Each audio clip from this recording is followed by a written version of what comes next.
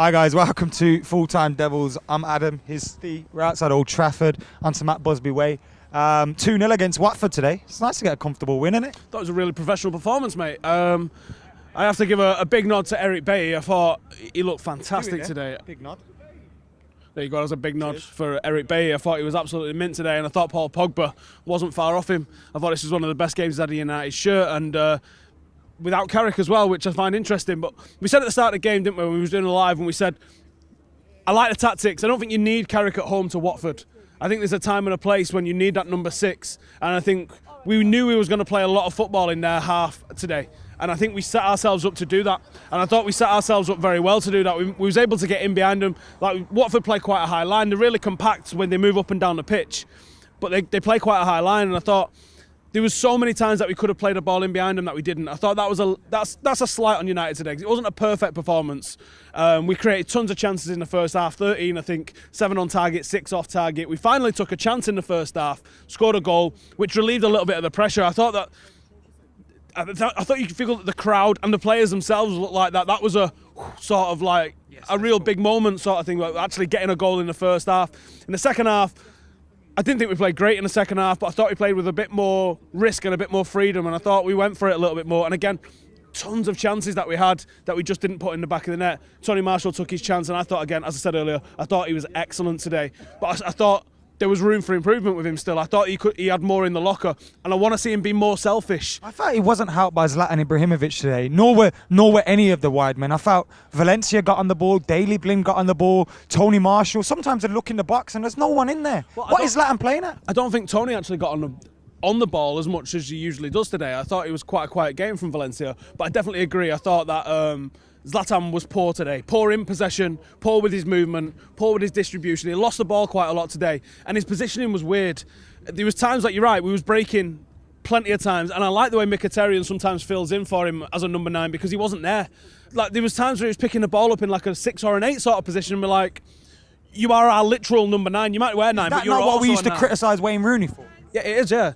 I like how he comes in off the line sometimes, but I like it when he's doing it leading the line. Like, a ball's played up, that's the time for him to come in, and then he plays somebody in behind. When we're going forward, or Joe having a bit of build-up play, he should not be at the start of a move. No, he doesn't need to be involved in the build-up play. He is literally, in every sense of the word, the guy that finishes moves off.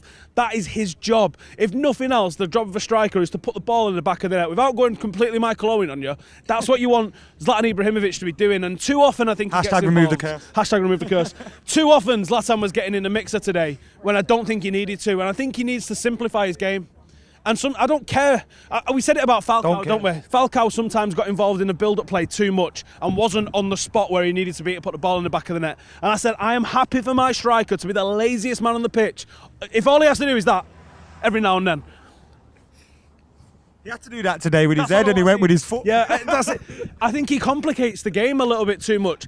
Simplify the game, and I think he'll be fine. Paul Pogba, why has he not got a song? It's annoying me a little bit now. I think we're trying to think of something. You got one? The guy behind me had one today, and it's I can believe he's not Scholes, which I thought was quite funny. But I think he needs one. But I liked some of the balls that he was playing. I think he's been asked to keep it more simple, especially when Carrick's not in the team. Because before, remember we used to say he gets the ball and he thinks too much and he wants to step over and he wants to nutmeg. And then today he's been keeping. He is, but not in that position of the pitch in front of the defence where he was at. There was a real quality to the balls he was delivering. I mean, he was knocking it about side to side, spraying it around, and also some balls over the top. He's got a real. I thought his decision making was good today, and it hasn't been in the last few weeks. Sometimes he's done stuff and it's just not come off. It's just gone straight out, or it's gone to nobody, and that didn't happen much today. It felt like everything he was doing was sort of the right thing to do at the right sort of time today. And I'm doing Mkhitaryan a bit of a disservice here today as well, because I thought he was good as well. I thought his movement on the ball. I like the lineup. I think Mata brings something in and around that last man because he's agile and he's quick and he gets into little gaps. Mkhitaryan brings something. I thought it was a real blend of completely different footballers offering something completely different, and I was impressed with that lineup. And I think that's a lineup that you might or possibly should see a little bit more often at home. I don't understand, and this isn't me slagging Fellaini off, but I don't understand the tactical reason for bringing Fellaini on and switching back to a 4-3-3 at 2-0 that late in the game. He's just sub-matter in it. That's just what happened. I can't. That's just go-to sub. I just don't, yeah, it is his go-to sub. Yeah, We need to make sub, freshen things up. I know, take off Matter. If Matter had pace, he'd be Mkhitaryan, wouldn't he? They're very similar footballers, mate. Yeah. Bringing Rashford on with 10 minutes to go was great. Rashford was he was doing whatever he wanted with that full-back, and it was good to see it. And he was unlucky with some of the chances that he created. And that wouldn't have been a better first sub. But this is, like I said, this isn't a criticism of Fellaini. It's just that I don't understand the tactical reason. When you bring on Rashford for Marshall, 10 minutes to go, you go, we're keeping that pressure on that full-back. Rashford's going to create some chances. We're still going for stuff. What is the tactical reason to change back to a three-man? We wasn't getting overrun in midfield. We was having our way with the midfield with just two of them. So I didn't quite understand it. I thought if he was going to sub anyone today, Zlatan would have been the substitution, and maybe even play Marshall. Do we need to challenge him? Do we need to say, look, you're playing poorly, let's put Rashford on, change it up. Maybe Rashford may score, put some pressure on. Putting Rashford on. Rooney or even. Just take him off. Rooney. Move Marshall. Yeah, I got no issue with Wayne Rooney, mate. I don't know where this comes from. So you want Rooney to start next game ahead of Zlatan, is what you're saying? I put Rooney in my team for this week, I think. For today's No, for today's game. I'm sure I did. Oh no, I might put Lingard in. I put Lingard or Rooney in. Either way. So you're dropping down the table then, aren't you? No, I think I only got one wrong. I only got one wrong today, and that was basically you got it wrong. I got more right than you. I wasn't involved. Exactly. They're keeping me out, you know. And should we do the team ratings? Why are they keeping me out, Steve? Because you talk nonsense. Have you ever seen you? Have you listened to yourself? Me, yeah. I'm mint. Do you know what we're doing right now? Yeah. What we ate? Let's start. Player ratings. David De Gea. One of them saves he made. Oh my God. I think I did a sex wee in my pants. Clean sheet. Pulled out a ridiculous save. Just before he took the free kick as well, I was going, they're taking the time with this, aren't they? Like, how prepared do you need to be for a free kick? I was like, this is going straight into the wall. Oh, good save, mate. So, yeah. Did you call him Bay then? Mate. Oh. Eight for Dave. Tony V. Quiet game, 6.5 today. Daily Blind. 6.5. Heard it's 6.5 on the flop. Smalling. I thought he was decent, Smalling, today. Still worried about his distribution a little bit, but physically, I like it. And I think Jose Mourinho's probably going to favour those two a little bit because of the physicality that they offer. Rojo's probably got a good chance of coming back into the mix and that because he offers a little bit more on the ball as well. But I wouldn't be surprised to see Smalling and Bay played a bit more often. A lot of people today have said Smalling's fourth in the pecking order. That's something I've also said, so I'm not digging him out. But is that maybe unfair considering Smalling had the captain's armband on him today? Or do you not read anything into that at all? No, I think it might be right. It might be right. They might be actually bang on with it. And I was thinking, you mentioned it in the live earlier, Smalling is the captain, he's wearing the armband. And I was thinking, on form at the moment, he's probably the worst player on the pitch for us, which isn't a criticism of him, essentially. It's that everybody else that's been selected is doing well, more than that he's not doing well.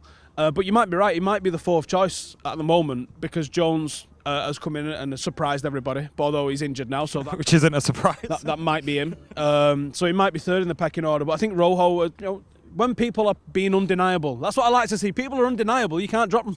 It's as simple as that. And that's what Rojo and Jones have done for themselves this season. Pogba. We didn't do Bay. Oh, did I not Bay? I'm going to give him a 9. I thought you... Oh, yeah, 9. Yeah, he was mint today, wasn't he? It was class. And he was like, there was one...